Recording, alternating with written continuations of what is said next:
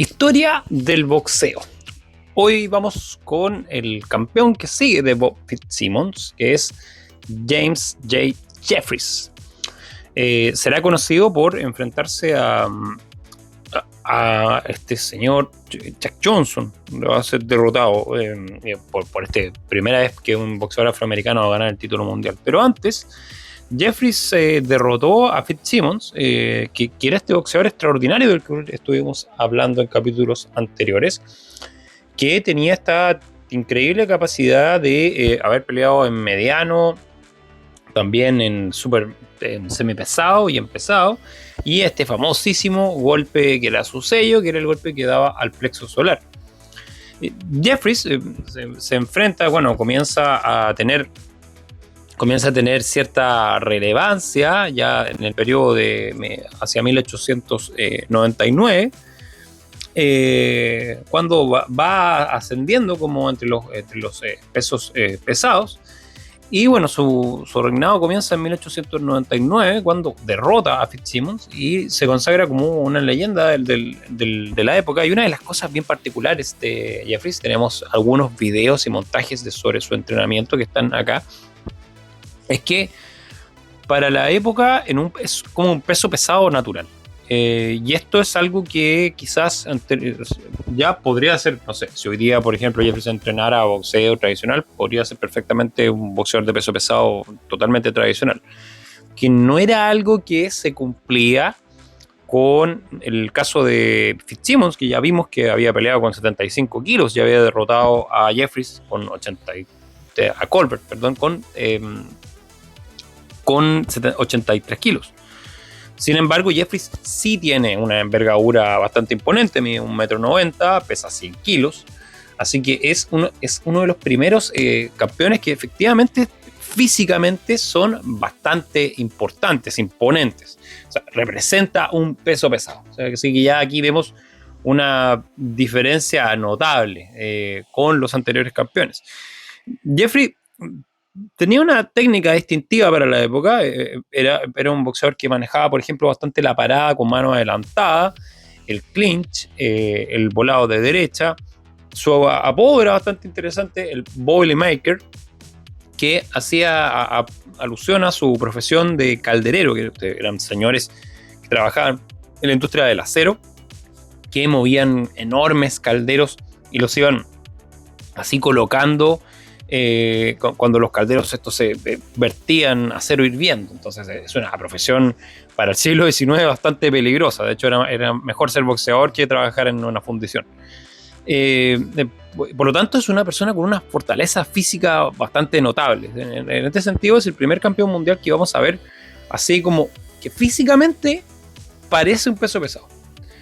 Su estilo de pelea se caracteriza por una posición agachada con el peso bien distribuido. Esto es bien interesante porque ya podemos ver en el video que es de Bob Fitzsimmons, podemos ver ahí parte de la pelea con Colbert, que están parados en una postura que podría decirse como, de cierto sentido, como de prize fighting. Están con un poco el cuello hacia atrás, ¿cierto? Como con el cuello hacia atrás, con las manos en el antebrazo, como si estuvieran peleando boxeo a puño limpio, ¿cierto? Pero en el caso de Jeffries ya toma características de un boxeo contemporáneo. O sea, aquí ya vemos que definitivamente las normas de Queensberry estaban totalmente afiatadas. Su estilo de pelea, como dije, se caracteriza por una posición agachada, con el peso bien distribuido, con un brazo izquierdo extendido hacia adelante.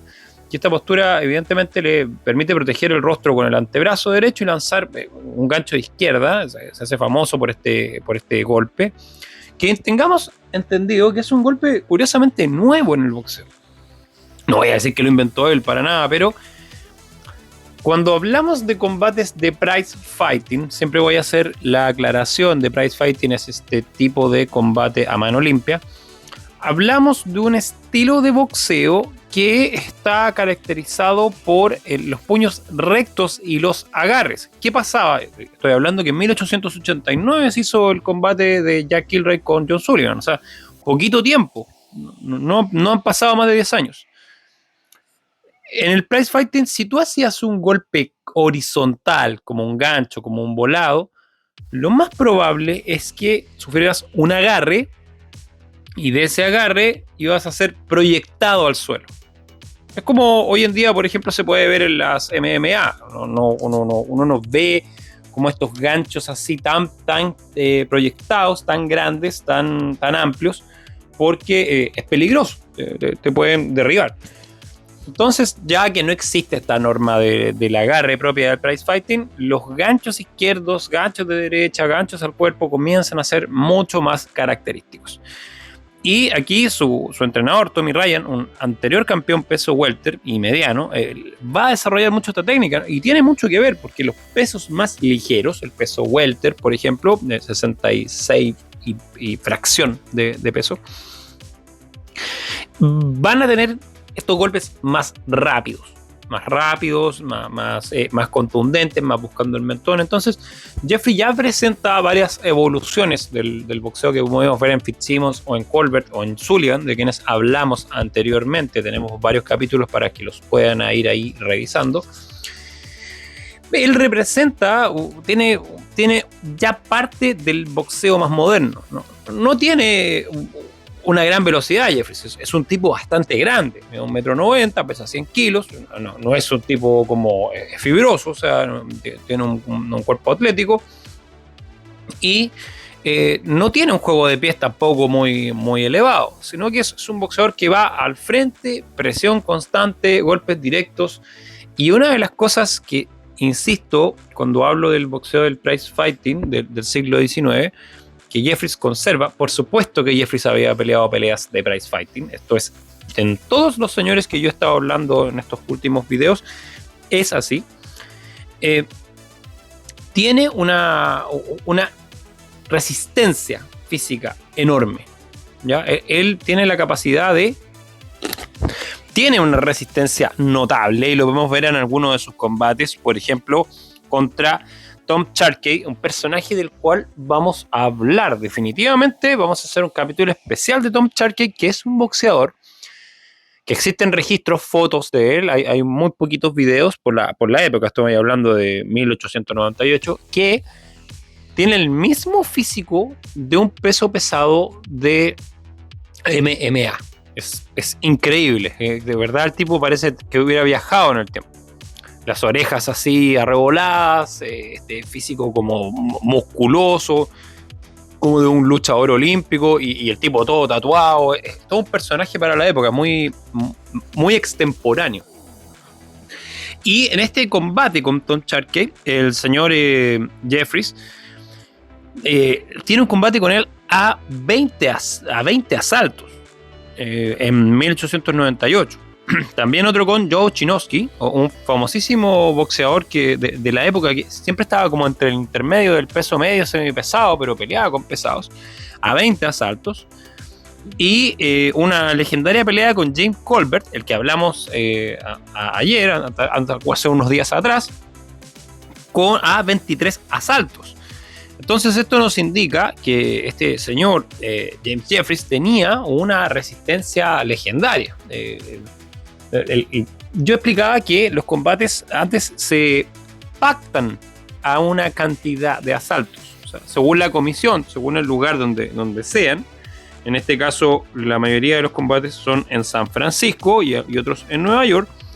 Se pacta previamente, previo a la pelea, una cantidad de asaltos que se van a combatir. Así que probablemente varias de estas peleas se pactaron a más asaltos. Lo que pasa es que Jeffries logró noquear. O sea, esto nos habla también de que es un boxeador habituado a la técnica del prize fighting y tiene una resistencia bastante grande. Esto nos va a dar un indicio de hacia dónde va el boxeo norteamericano. Ya por supuesto que va a ser mucho más conocido ya hacia los 20 por Jack Dempsey, por ejemplo, que es particularmente importante la capacidad que tiene de intercambio en corta distancia y esta pelea frontal que se va a reducir al centro del ring.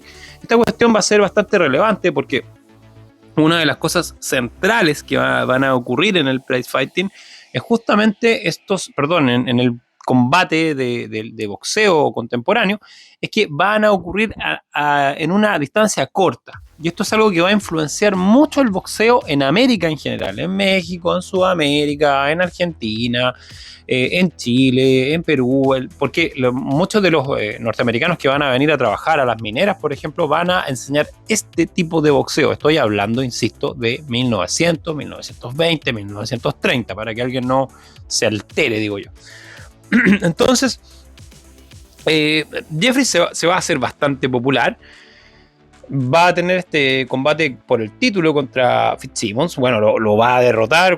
Fitzsimmons era un pegador bastante intenso, pero el tamaño de Jeffries logra detener finalmente a Fitzsimmons y se corona campeón mundial. Bueno, Jeffries tiene, una vez que es campeón, se demuestra muy dominante, defiende el título en 7 ocasiones, cosa que no había pasado antes.